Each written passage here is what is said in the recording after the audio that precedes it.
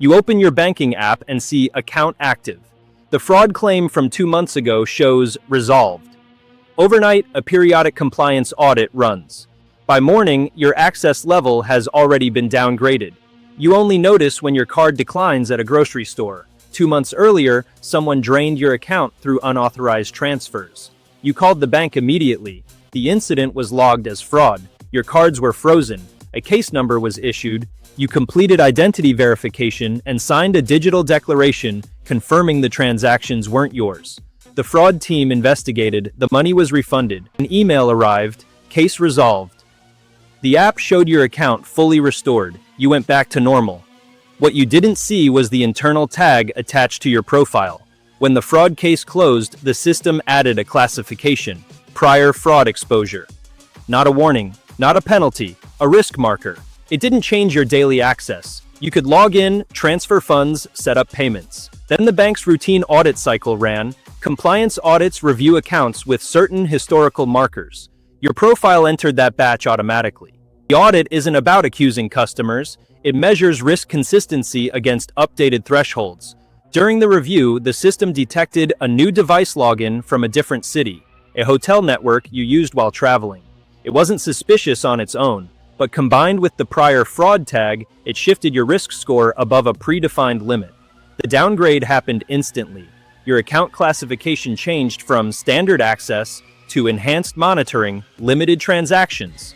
No alert was sent at that moment. The audit completed successfully. From the bank's perspective, the system functioned as designed. You find out at the checkout.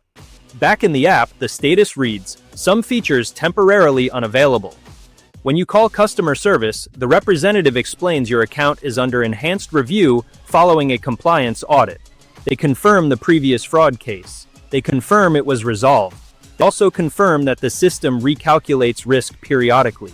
They can't reverse it. They can escalate. The escalation enters a separate queue.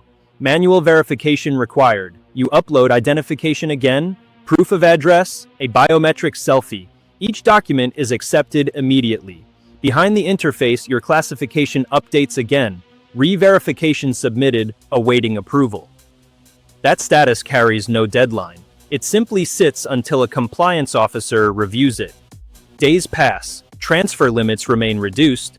Automatic payments are delayed. The account still says active. Functionally, it isn't. Eventually, another notification appears. Access restored. No explanation of the criteria, no acknowledgement of inconvenience. From the bank's perspective, the process was clean.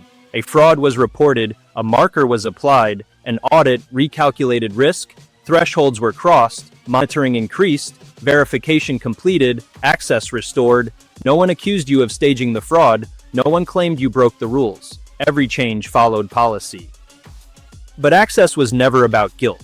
It was about classification. The fraud case closed, but the tag remained part of your profile. The audit didn't question your innocence. It recalculated your position inside a system built to manage exposure. Your account was active the entire time. The downgrade was procedural.